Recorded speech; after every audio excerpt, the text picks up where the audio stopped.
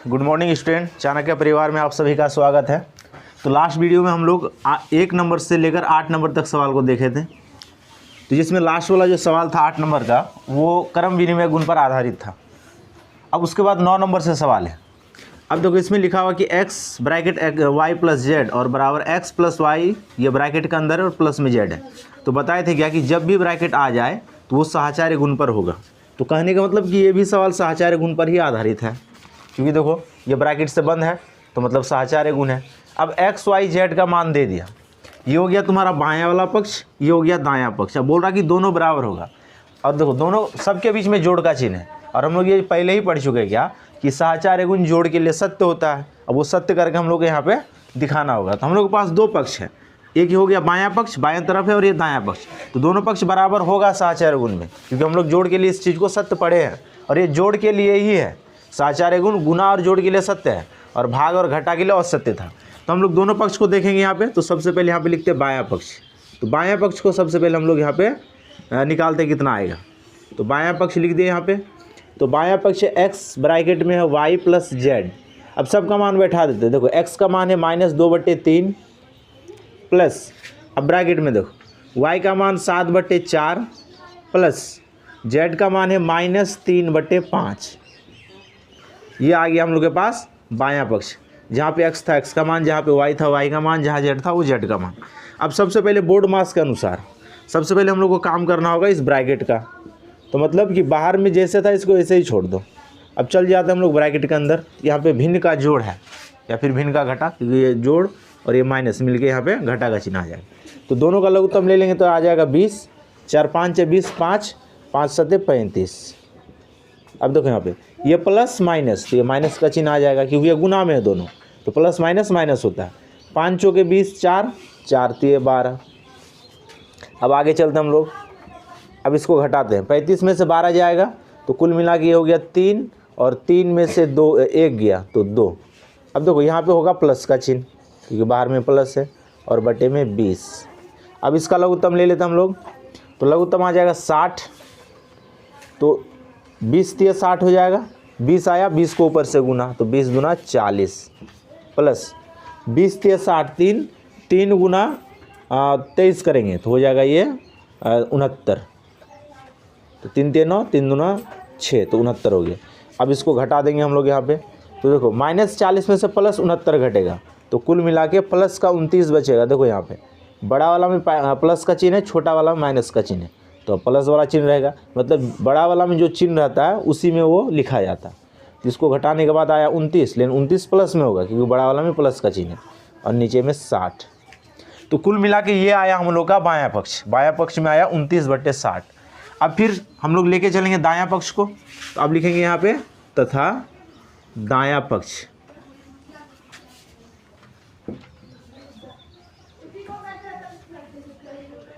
अब दायां पक्ष में देखो क्या हम लोग के पास x प्लस वाई और प्लस में z। अब देखो इसको क्या किया, ये x इसमें बाहर था, अंदर लेके आ गया, और z बाहर था, उसको अंदर लेके आ गया। यही तो होता है साहचर्य गुण, कि कोई एक चीज़ को बाहर करो और बाहर वाला को अंदर करो। तो बस यही बदल गया कि ये जैसा था इसका जस्ट ये उल्टा कर दे इस चीज़ को, कि x बाहर था, x को अंदर किया, और z अंदर था, z को बाहर किया। अब बैठा यहाँ पे। अब यहाँ पे x का मान -2/3 प्लस y का मान हम लोग के पास है 7/8। अच्छा, y का मान 7/8 था ना, तो हम लोग यहाँ मिस कर गए। यहाँ पे तो 8 होगा सवाल के अनुसार, ये 7/8 था। तब तो यहाँ पे हो जाएगा 40 हो जाएगा लघुत्तम हम लोग के पास। तो 8 5 40, तो 8 5 40, तो ये ठीक है। 7 5 35, 5 8 40, तो यहाँ पे हो जाएगा 8 3 24। तो यहाँ से थोड़ा गड़बड़ है हम लोग के पास। तो जब इसको घटाएंगे तो यहाँ पे कुल मिला के बचेगा 11, और इसके नीचे हो जाएगा 40। अब यहाँ पे लघुत्तम आ जाएगा तब 120। तो 3 चौके 12 40, 4 दूना 8, तब यहाँ पे हो जाएगा 80। 4 3 12, 3 11 3 33। थोड़ा सा मिस था सवाल में। अब इसको घटाएंगे हम लोग यहाँ पे। अब देखो बड़ा वाला में माइनस का चिन्ह आ गया, बड़ा वाला में माइनस, ये प्लस, ठीक है। अब इसको घटाएंगे यहाँ पे तो ये हो जाएगा 5, ये हो जाएगा 7, यहाँ पे बचा 7, 7 में से 3 गया तो 7 में से 3 जगह तो 4, लेकिन माइनस का बचेगा। अब ठीक है, अब चलो इसको देखो, अब ये ब्रैकेट के अंदर आ गया और प्लस में देखो, अब प्लस में जेड, तो जेड हो जाएगा माइनस का 3/5। अब फिर से देखो, फिर से ब्रैकेट हल होगा, फिर अब देखो यहाँ पे लघुत्तम आ जाएगा 24, तो 3 8 24, 8 8 दूना 16, ये प्लस तो यहाँ पर प्लस देंगे, 8 3 24, 3 3 7 21, ये ब्रैकेट के अंदर आ गया। अब देखो ये प्लस माइनस, ये माइनस का चिन्ह आ जाएगा, तो 3/5। अब आएगा कहानी देखो, अब ब्रैकेट को हल करो यहाँ पे, तो 16 में से 21 घटेगा, तो 16 में से 21 घटाएगा तो ये 5 आ जाएगा।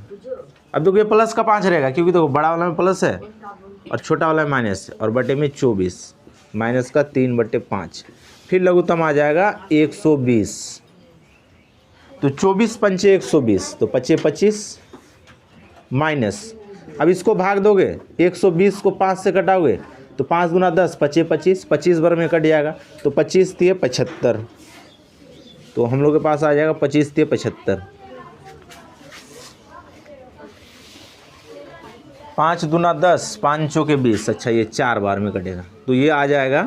अब 4 को इससे गुना करेंगे, मतलब 24 को 4 से गुना करेंगे, तो 4 3 12 के 2, 3 दूना 6 और 1 7, तो हम लोग के पास आ गया 72। अब देखो 12 में से 5 घटा तो 7, यहाँ पे बचा 6, 6 में से 2 गया 4। अब ध्यान देना यहाँ पे, अब देखो छोटा वाला प्लस में और बड़ा वाला माइनस में, तो चिन्ह आएगा हम लोग के पास माइनस में, और बटे में 120। अब देखो ये था हम लोग के पास बायां पक्ष, ये था हम लोग के पास दायां पक्ष। अब देखो दोनों पक्ष बराबर आ गया, ये सिंपल सा जोड़ घटा भिन्न का, और इसमें गलती करो तो सवाल गलती हो जाएगा। अगर भिन्न का जोड़ घटा सही से आता तो कोई दिक्कत नहीं है, बोर्ड मास को फॉलो कर रहा है। तो इसको जब हल किया बायां पक्ष को, ये वाला चीज़ को, तो आया -47/60। जब ये दायां पक्ष को हल किया इस वाली चीज़ को, तो इसमें भी आया वही चीज़। तो क्रम विनिमय गुण हम लोग को पहले से पता है कि जोड़ के लिए सत्य होता है, लेकिन अब तुमको सिद्ध करके दिखाना था कि हाँ ये सही होता है। तो अतः लिखेंगे अब यहाँ पे क्या कि अतः, अब जो चीज़ बोला था उसी को लिखेंगे कि x + y + z, और बराबर में क्या हो गया x + y, और बाहर में चल गया तुम्हारा z। तो देखो दोनों बराबर हो गया, क्योंकि बायां पक्ष और दायां पक्ष बराबर आ गया। तो यही चीज़ को हम लोग को दिखाना था, जो हम लोग दिखा दिए। तो बस यही हो गया हम लोग के पास आंसर। तो यहाँ तक उतारो, फिर आगे चलते हम लोग।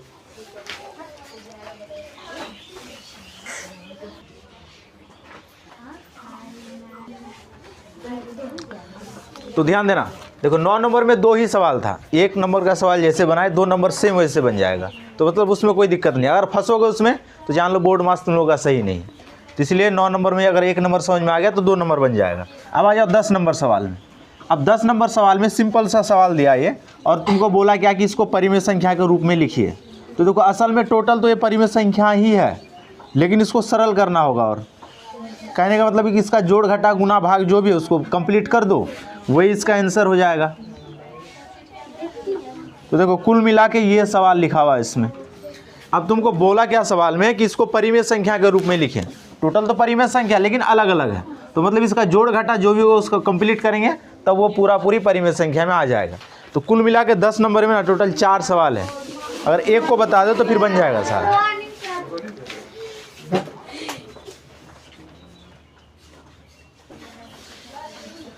तो सीधा सा बात है क्या कि इसका हम लोग क्या कर देंगे, जो जोड़ घटा उसको कंप्लीट करेंगे, वही इसका आंसर हो जाएगा। तो कुल मिला के देखो 5 3 5 5 और 3, तो कुल मिला के लघुत्तम आ जाएगा हम लोग के पास 15 आएगा लघुत्तम। तो एक बार सवाल देख लेते हैं, 5 3 5 5 3, ठीक है। अब देखो, अब जो रूल है भिन्न का जोड़ घटा का, 5 3 15, 3 3 आया, 3 ऊपर से गुना। अब देखो प्लस माइनस माइनस का चिन्ह, 3 5 15, 5 आया, 5 ऊपर से गुना, 5 दूना 10, प्लस माइनस माइनस, 5 3 15, 3 11 3 33, देखो प्लस तो प्लस, 5 3 15, 3 4 3 12, प्लस तो प्लस, 3 5 15, 5 आया, 8 5 40। तो मतलब ये भिन्न का जोड़ घटा था। तो जो रूल है हम लोग उस अनुसार इसको कंप्लीट कर दिए। अब यहाँ पे ध्यान देना, अब इसमें देख लो पहले जोड़ में कौन कौन है, क्योंकि बोर्ड मार्क्स के अनुसार पहले मतलब घटा के पहले जोड़ का काम होता है। अब देखो ये 40 जोड़ में है, 12 जोड़ में है, और ये 6 जोड़ में। ये टोटल को जोड़ेंगे और 33 और 10 घटा में, इस दोनों को जोड़ के फिर घटाएंगे। तो 40 और 12 52, 52 और 6, तो कुल मिला के हो गया 58 आ गया प्लस में। 10 और 33 तो माइनस का हो गया 43। देखो ये दोनों भी जुटा लेकिन चिन्ह आया माइनस का, ये सारा जुटा और चिन्ह आया प्लस का, लेकिन प्लस आगे लिखा नहीं जाता। और बटे में 15।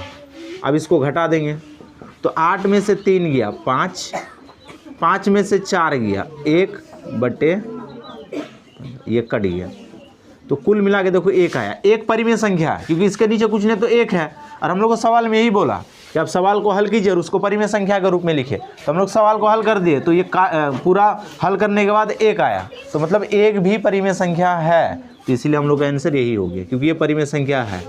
तो मतलब इसमें कुल मिला के ना 10 नंबर में 4 सवाल है, चारों सवाल को ऐसे ही बनाना है। तो इसको नोट करो, फिर आगे चलते हैं हम लोग।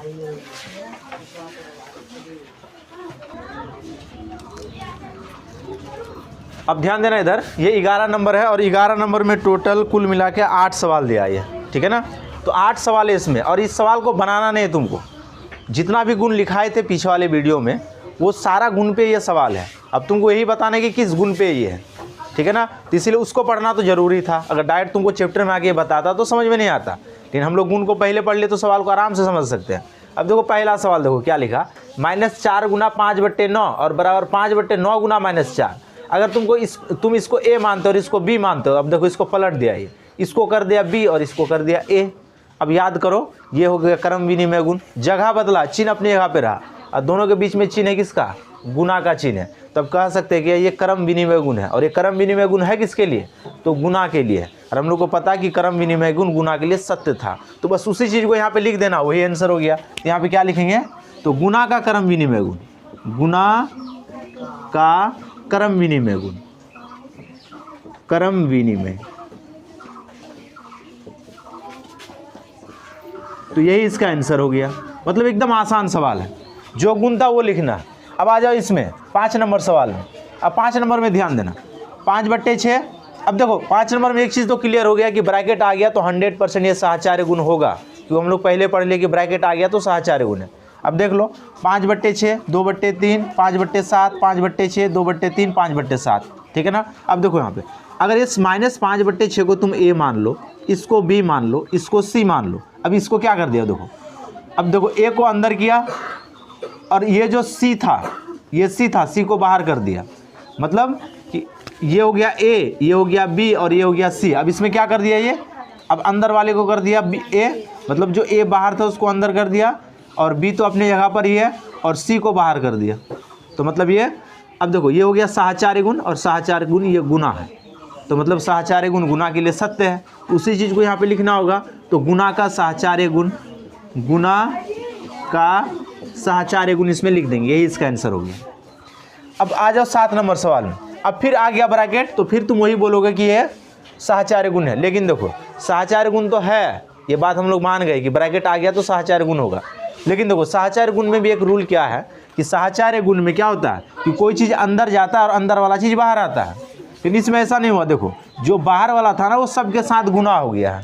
देखो -4/7 जैसे अंदर जाएगा वो इसके साथ भी गुना होगा, इसके साथ भी गुना होगा। और ये चीज़ हम लोग बोर्ड मास में भी पढ़े थे कि कोई भी चीज़ अगर ब्रैकेट के बाहर है तो अंदर जाने के बाद जितना चीज़ रहेगा सबके साथ वो गुना होगा। तो सेम वही कंडीशन है, ये 4/7 ब्रैकेट के साथ गुना में है, जैसे अंदर जाएगा वो 3/4 के साथ भी गुना होगा, 2/3 के साथ भी गुना होगा। और वैसा ही हुआ है, देखो -4/7 3/4 के साथ गुना हुआ, -4/7 -2/3 के साथ भी गुना हुआ। तो ये तो सहचार्य गुण नहीं हुआ। तब लग रहा कि यह सहचार्य गुण है, लेकिन ये सहचार्य गुण नहीं है। अगर ऐसा स्थिति आ जाए कि जो ब्रैकेट के बाहर वाला चीज़ है अंदर जाने के बाद सबके साथ गुना हो जाए, तो इस गुण को हम लोग बोलते हैं वितरण गुण।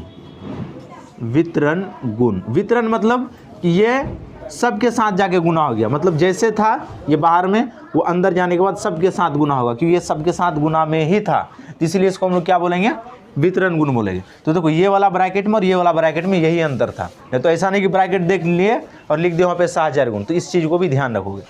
तो 11 नंबर में टोटल सवाल बन जाएगा। टोटल 8 सवाल है, 8 का सवाल का जवाब ऐसे ही तुमको देना होगा। तो यहाँ तक उतारो, फिर आगे देखते हैं सवाल। अब आ जाओ 12 नंबर सवाल में। अब 12 नंबर में ध्यान देना।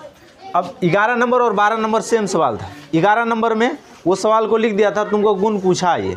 अब 12 नंबर में क्या किया कि सवाल है यहाँ पे दिया हुआ, अब तुमको पूछ रहा है कि ये किस गुण के आधार पे होगा, उस गुण का नाम भी लिखिए और सवाल को भी उस गुण पे आप बैठाइए। तो देखो कुल मिला के ये सवाल है, अब यहाँ पे खाली जगह छोड़ा है, अब पूछ रहा है कि अब इस सवाल को किस गुण पे बैठा सकते हैं। तो देखो इसको, अब सबसे पहले देखो ये गुना है, तो गुना है तो देखो इसको हम लोग बदल सकते हैं क्या, ये देखो -5/7 को पहले लिख सकते हैं और 3/11 को बाद में लिख सकते हैं। तो कहने का मतलब ये था a और ये था b, अब ये हो गया b और ये हो गया a। तो देखो ये गुना का क्रम विनिमय गुण हो गया। तो मतलब कि ऐसे ही सवाल को सिर्फ लिख देना तुमको और उस गुण का नाम लिख देना। तो अब यहाँ पे लिख देंगे क्या कि गुना का क्रम विनिमय गुण, गुना का क्रम विनिमय गुण, क्रम विनिमय गुण, बस हो गया इसका ही आंसर। तो कुल मिला के देखो इसमें बहुत सारा सवाल दिया, ये 10 सवाल दिया और 10 सवाल में तुमको यही करना है। अब इसमें से कोई और एक सवाल देखते हैं हम लोग। तो जैसे इसका देख लेते हैं हम लोग 5 नंबर सवाल, ये 1 नंबर का सवाल था। तो इसमें दे दिया -5 गुना -7 गुना -8/11। अब देखो ब्रैकेट आ गया तो 100% ये सहचार्य गुण होगा। अब इसमें देखो अगर इसको तुम a मानते हो तो ये b और ये c। अब देखो b और c अंदर में है और ये बाहर में है। अब b या फिर c में से किसी एक को बाहर करो और a को अंदर कर दो, तो यही हो जाएगा कि हम लोग का गुना का सहचार्य गुण। तो किसी को भी तुम अंदर कर सकते हो, किसी को भी तुम बाहर कर सकते हो। तो मान लो अगर b को बाहर करेंगे तो -b बाहर आ गया और फिर गुना यहाँ पे, और देखो a अंदर चल गया तो -5 और गुना -8/11। तो ये हो गया गुना का सहचार्य गुण। इसमें लिखेंगे क्या, गुना का सहचार्य गुण। अब ध्यान देना यहाँ पे, अगर कोई c को बाहर कर रहा और a को अंदर कर रहा तो उसका भी सही होगा, वो गलत नहीं होगा, वो भी सही है। तो तुम यहाँ पे स्वतंत्र हो कि किसको बाहर कर रहे हो, या तो b को करो या फिर c को करो, कोई दिक्कत नहीं है। तो ये हो गया क्या, ये हो गया तुम्हारा गुना का सहचार्य गुण। तो इसी प्रकार से सबको बनाना होगा, इसी प्रकार से लिख देना होगा सवाल में। तो ये सारा सवाल बन जाना चाहिए। तो यहाँ तक उतारो, फिर देखते हैं आगे हम लोग सवाल को। तो देखो ये 13 नंबर का 1 नंबर सवाल है। 13 नंबर में कुल मिला के 2 सवाल दिया और तुमको सिर्फ सवाल में पूछा गया कि आप इस सवाल को हल कर दिए, लेकिन शर्त क्या है कि वितरण गुण के आधार पर। अब वितरण का मतलब क्या हो गया कि जैसे सवाल है आप उसको वैसे ही बना दिए। इससे जस्ट पहले सवाल वाला में था ना कि जो ब्रैकेट के बाहर था वो अंदर जाके सबके साथ गुना हुआ, तब सवाल को बनाते गए। तो वितरण का अर्थ भी वही होता है कि आप सवाल को हल कर दिए, तो हल करने के बाद जो आंसर आएगा, मतलब लास्ट जो स्टेप आएगा वही उसका आंसर हो जाएगा और वही कहलाएगा वितरण गुण। मतलब जैसे भिन्न का जोड़ घटा करते हैं उसी अनुसार सवाल को बना देना। अब देखो 7/5 गुना में तो गुना कर दो, मतलब ब्रैकेट का अंदर का काम होता पहले। तो देखो ये यहाँ पे एक ब्रैकेट ऐसे भी था, तब देखो यहाँ पे हम लोग पहले गुना कर लेते हैं इसको। तो मतलब ब्रैकेट को हल करना सीधा सा बात है, और ऊपर नीचे कटेगा तो कटाना होगा हम लोग को। तो देखो 3 चौके 12, ये कट रहा तो कटा दे, यहाँ पे 5 से 5 कट जाएगा। तो कुल मिला के यहाँ पे हो गया -7/5। देखो ये प्लस में ये माइनस में, तो माइनस का चिन्ह आ गया और नीचे में 5 नहीं, ये 5 चौके 20 हो जाएगा। अब देखो यहाँ पे जोड़ का चिन्ह है तो यहाँ पे जोड़ दे देंगे हम लोग, ये 7/12। अब देखो यहाँ पे कुल मिला के लघुत्तम आ जाएगा हम लोग के पास 120। अब इसको काटेंगे हम लोग तो 120 को अगर इससे काटेंगे तो कितना हो जाएगा, मतलब 120 को 20 से डिवाइड करना, सीधा सा बात है। तो 20 6 के 120, 6 बार में कट जाएगा ये, तो 6 आया 6 7 42, यहाँ पे आ गया 42। लेकिन माइनस का देखो, ये माइनस है तो माइनस, ये प्लस। अब इसको भाग देंगे इसमें तो आ जाएगा 10, 10 को ऊपर से गुना करेंगे तो ये आ गया 70। अब इसको घटा देते हैं हम लोग। तो देखो 10 में से 2 गया 8, 6 में से 4 गया 2 और नीचे में 120। अब ध्यान देना यहाँ पे, ये माइनस में था ये प्लस में था, लेकिन बात वही है कि बड़ा वाला प्लस में छोटा वाला माइनस में, इसलिए ये प्लस में ही रहा। अब देखो ये दोनों कटेगा 2 से, तो दोनों को कटा के छोटा कर दो, आंसर ये भी हो गया। लेकिन अगर दोनों एक संख्या से ऊपर नीचे कट रहा तो उसको कटा के छोटा करना होगा। तो ये भी कट जाएगा 4 से, ये भी कट जाएगा 4 से, तो 4 7 28, 4 3 12, ये कट जाएगा 30 बार में। तो कुल मिला के आ गया 7/30। तो यही हो गया हम लोग का आंसर। तो कहने का मतलब कि सवाल में जो भिन्न का जोड़ घटा गुना भाग था ना, जैसे हम लोग बोर्ड मास से हल करते सवाल को, वही कहलाता वितरण गुण, सीधा सा बात है। तो बोर्ड मास के अनुसार सवाल को हल कर दिया तो ये आ गया आंसर। तो ये 13 नंबर सवाल था। तो 13 का 1 नंबर है, 13 में 2 नंबर भी है, तो 2 नंबर को भी बना देना ऐसे, वही हो जाएगा इसका आंसर। तो सवाल को यहाँ तक उतारो, फिर देखते हैं आगे सवाल को। अब ध्यान देना यहाँ पे 14 नंबर में कुल मिलाकर 8 सवाल है, टोटल 8 सवाल दिया इसमें। अब थ्योरी जो अच्छा से समझा होगा 8 का सवाल वो बना सकता है, मतलब 8 का उत्तर आराम से दे सकता हो, क्योंकि सवाल में ये रिक्त स्थान दिया है और जो थ्योरी पढ़ाए थे उसी से ये सवाल है। तो मतलब 8 सवाल को खाली जगह जो उसको भरना होगा। तो पहला सवाल देखो क्या लिख रहा है 1 नंबर में, सवाल को ध्यान से सुनना। सवाल बोल रहा है कि किसी परिमेय संख्या और उसके गुणात्मक प्रतिलोम का गुणनफल हमेशा डैश होता है। याद करो कि कोई भी एक संख्या है, इसका गुणात्मक प्रतिलोम 1/5, मतलब 5 एक संख्या मान ली, इसका गुणात्मक प्रतिलोम 1/5, और बताए थे जब इस दोनों को गुना करोगे तो हमेशा 1 आएगा। तो मतलब खाली जगह में 1 भरना। तो कहने का मतलब जो थ्योरी पढ़े तो उसी से सवाल है, ये सीधा सा बात है। तो मतलब गुणात्मक प्रतिलोम, कोई भी संख्या और उसका गुणात्मक प्रतिलोम का गुणनफल हमेशा 1 होता है। 1 आया आंसर यहाँ पे, तो बस यही वहाँ पे भरना होगा। हाँ, लेकिन बात वही है कि पीछे का आंसर देख के सवाल को नहीं भरोगे, जो हम थ्योरी समझाए उसको समझ के तुम सवाल को बनाओगे। अगर समझ में नहीं आ रहा तो पीछे का वीडियो फिर से देखो, आराम से समझ में आ जाएगा, क्योंकि पीछे का दोनों वीडियो में हम लोग थ्योरी को समझने का प्रयास किए थे। अब इसमें देखो बहुत सारा सवाल वैसे ही बनेगा। अब देखो ये 7 नंबर सवाल, अब ये आ गया घात और घातांक वाला रूल से सवाल आ गया है। अब इसके ऊपर घात दे दिया -1, अब बोल रहा है कि आप इसको हल कीजिए। अब फिर से याद करो, घात और घातांक वाला में पढ़े थे क्या कि अगर किसी भी संख्या पे घात माइनस में रहे तो हमेशा वो पलट जाता है, नीचे वाला ऊपर और ऊपर वाला नीचे, और घात उसका प्लस में हो जाता है। इस चीज़ को हम लोग 7 क्लास में भी पढ़े हैं, वहाँ पर भी इस चीज़ को थ्योरी में लिखाए थे, और 8 क्लास में भी हम लोग जब घात और घातांक पढ़ेंगे ना तो इस सवाल को फिर वहाँ पर भी पढ़ेंगे। लेकिन 7 का रूल याद रखो कि क्या हो जाएगा, अगर घात माइनस में है तो ये पलट जाता है, नीचे वाला चल जाएगा ऊपर और ऊपर वाला आ जाएगा नीचे। अब घात 1 लिखा नहीं जाता है, तो यही हो जाएगा इसका आंसर। तो कुल मिलाकर 14 नंबर में जितना सवाल है वो थ्योरी पर बेस्ड था। तो थ्योरी जिसको समझ में आएगा उससे सारा सवाल बन जाएगा। अब चलते हम लोग 15 नंबर सवाल में। अब 15 नंबर सवाल में ध्यान देना।